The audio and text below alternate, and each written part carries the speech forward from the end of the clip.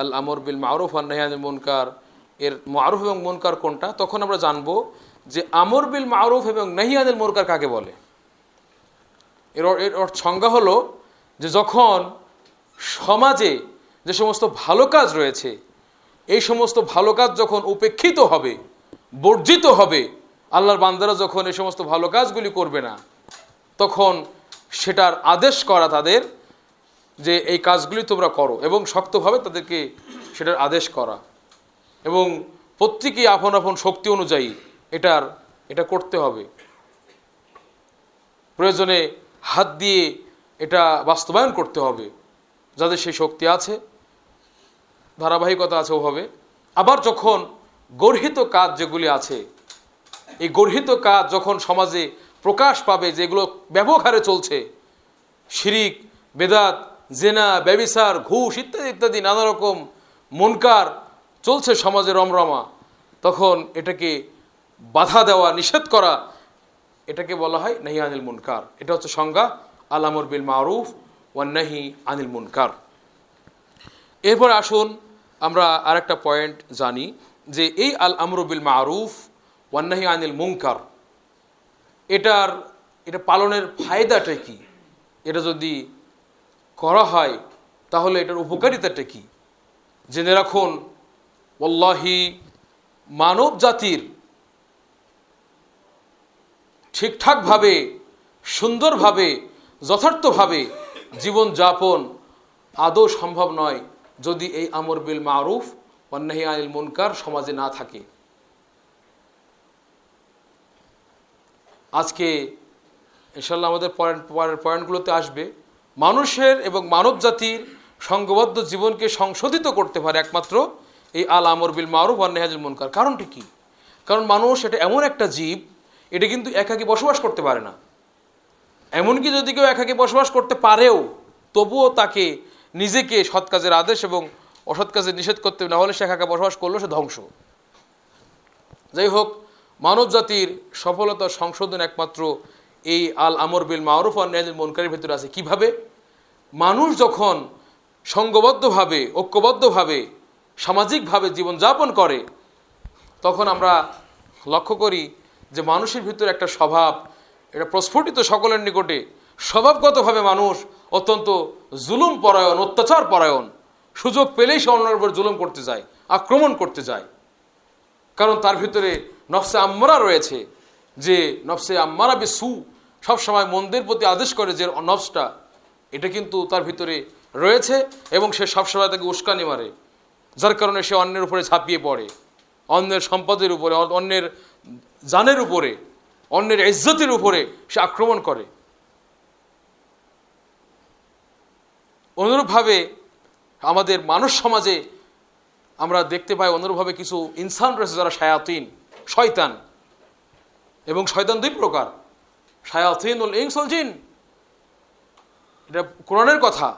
তো মানুষ সমাজে দুই শ্রেণীর শয়তান, ইনস এবং জিন, এদের খুব আনাগোনা আছে। এরা মানুষকে উস্কিয়ে দেয় জুলুমের উপরে, সীমালঙ্ঘনের উপরে, অন্যায়ের উপরে, পাপের উপরে। শুধু তাই নয়, এই মানুষ সমাজে আরও অনেকগুলি প্ররোচনা দানকারী, প্রলুব্ধকারী অনেকগুলো বিষয় রয়েছে, যেগুলো মানুষকে অন্যায়ের উপরে উদ্বুদ্ধ করে, অন্যায়ের উপরে তাকে প্রবল বেগে ধাওয়া করে, আর ভালো কাজ থেকে তাকে দূরে সরিয়ে রাখে। কেমন? যেমন সেখানে আছে অনেক নারী, এই নারীর নেশায় কত না অন্যায় আমাদের সমাজে ঘটতেছে। আবার আছে সুন্দর খাবার, আমি ভালো ভালো খাবো, এই ভালো ভালো খাওয়ার ধান্দায় কি কত অন্যায় না করতেছে। আমি সুন্দর পান করব, পান করতে করতে মানুষ এমন পান করে যে নিজে পাগল হয়ে যায়, মাজনুন হয়ে যায়, মদ। যাই হোক, ভালো ভালো জিনিস পান করবে, এই পান করার নেশায় মত্ত হয়ে সে অন্যায়ের দিকে ধাবিত হয়। শুধু তাই না, সমাজে আছে আরও প্রলুব্ধকারী, প্ররোচনাকারী বিভিন্ন চাকরি বাকরি। এই চাকরি বাকরিকে নেওয়ার জন্য সে কত রকম অন্যায় পন্থা অবলম্বন করছে। শুধু তাই না, নিজের উপার্জনের জন্য, নিজের ইনকামের জন্য অনেক সময় যে সমস্ত কাজগুলি তার উপর ওয়াজিব, কোথায় নামাজ আর কোথায় হজ আর কোথায় জাকাত, কোনো খোঁজই নেই।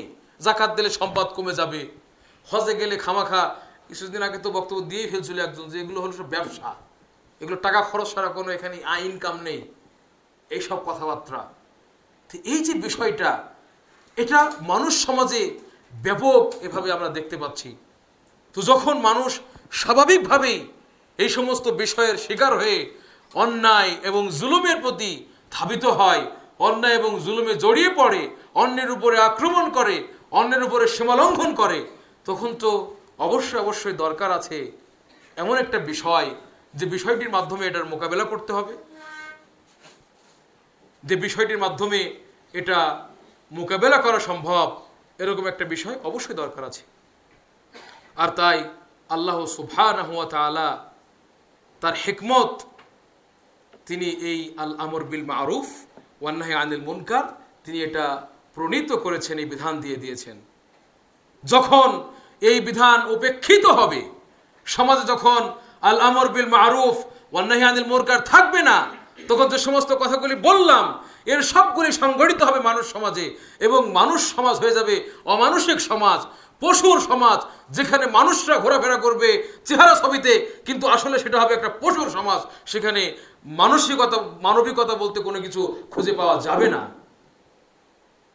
তো এই বিষয়গুলির কারণে আল্লাহু সুবহানাহু ওয়া তাআলা এই বিষয়গুলিকে প্রতিহত করার জন্য তিনি এই আল আমর বিল মারুফ ওয়ান নাহি আনিল মুনকার এটাকে তিনি প্রণয়ন করেছেন, প্রণীত করেছেন। এটার কত গুরুত্ব এবং কত ফায়দা এবার তাহলে বুঝুন।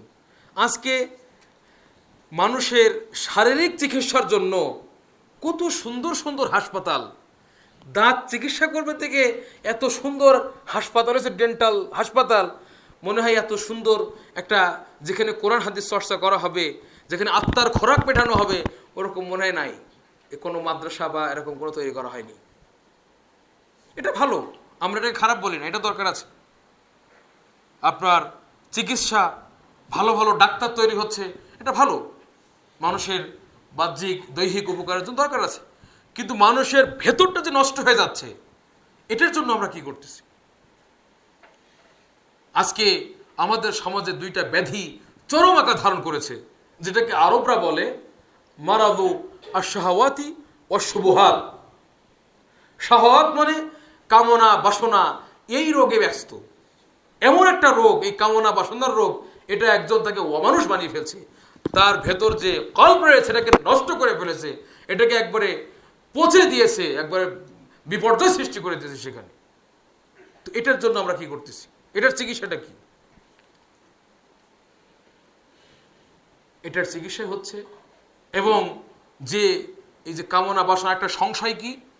সংশয় হচ্ছে আপনার যে সমস্ত বিষয়গুলি প্রমাণিত কোরআন এবং হাদিসের মাধ্যমে যুগ যুগ ধরে চলে আসতেছে, সেই সমস্ত বিষয়গুলিতে আজকে সংশয় ঢোকানো হচ্ছে।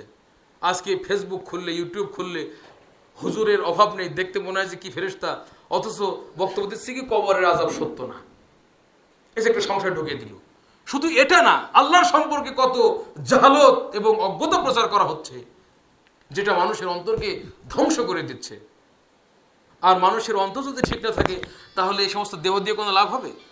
মানে দেহের মালিক তো হলো অন্তর। তো এত উন্নতি, এত কিছুর পরেও কেন আজকে আমাদের এই পরিস্থিতি? কারণ আমাদের অন্তর নষ্ট হয়ে গেছে। এই অন্তরটাকে ঠিক করার জন্য, এবং যে ব্যাধি সমাজে চলছে শাহওয়াত এবং শুবহাত, এটার চিকিৎসার জন্য একমাত্র ঔষধ হচ্ছে আল আমরু বিল মারুফ ওয়ান নাহি আনিল মুনকার।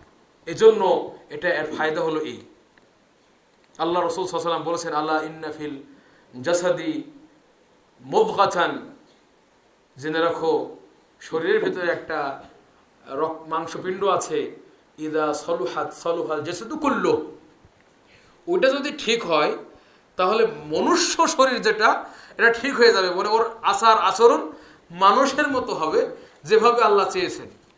আর ওইটা যদি ওয়াইদা ফাসাদাত ফাসাদাত জাসাদু কুল্লু, ওইটা যদি নষ্ট হয়ে যায়, তাহলে ওর মনুষ্য শরীর যেটা, ওটা নষ্ট হয়ে যায়, দেখা যাবে পশুর কাজ করতেছে, ওর শরীর নষ্ট।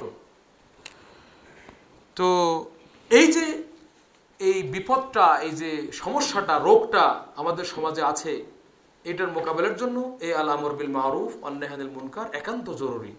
আপনারা মনে করবেন না যে একটা দেশ যদি একবারে সম্পূর্ণরূপে কোরআন সুন্নাহ আকীদার উপর তাওহীদের উপর ভিত্তি করে প্রতিষ্ঠিত হয়, কোরআন সুন্নাহর উপর ভিত্তি করে প্রতিষ্ঠিত হয়, তারপরেও যে সেখানে আল আমর বিল মারুফ ওয়ান নাহি আনিল মুনকার দরকার নেই, এটা ধারণা করার কোনো সুযোগ নেই।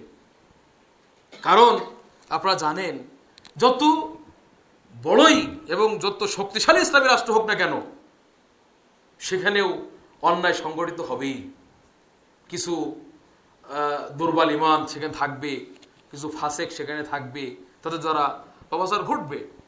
এমনকি রাসূল সাল্লাল্লাহু আলাইহি ওয়াসাল্লাম কি বলেছেন, খায়রুল কুরুনি কারনি, সর্বোত্তম যুগ হচ্ছে আমার যুগ, তারপরে যুগ যেটা তাবে, তারপরে তাবে। তো সাহাবীদের যুগে ঘটে না এগুলো? সাহাবীদের যুগে কি জেনার শাস্তি বাস্তবায়ন করা হয়নি? তারপরে সেখানে চোরের হাত কাটা হয়নি? হয়েছে। সুতরাং এটা মনে করা যাবে না আরে কিসের ইসলামী রাষ্ট্র, সেখানে অন্যায় হয় না। অন্যায় তো হবেই, যত বড় ইসলামী রাষ্ট্র হোক সেখানে অন্যায় ঘটবে। আর অন্যায় ঘটবে দেখেই তো আল্লাহ সুবহানাহু ওয়া তাআলা এই চিকিৎসা দিয়েছেন কি, আল আমরু বিল মারুফ ওয়ান নাহি আনিল মুনকার। এই যে চুরির হাত কাটতে হবে, এটা কিন্তু কি তাগয়িরুল মুনকার বিল ইয়াদ, মানে শুধু মাইর দিলাম এটাই শুধু না, মায়েরও আছে, ঠিকই আছে। যেমন বলা হয়েছে, মান রাআ মিনকুম মুনকারান ফালিয়ুগাইয়িরহু বিয়াদিহি, যদি তোমাদের ভিতরে কেউ গর্হিত কাজ দেখে সেজন্য হাত দ্বারা প্রতিহত করে।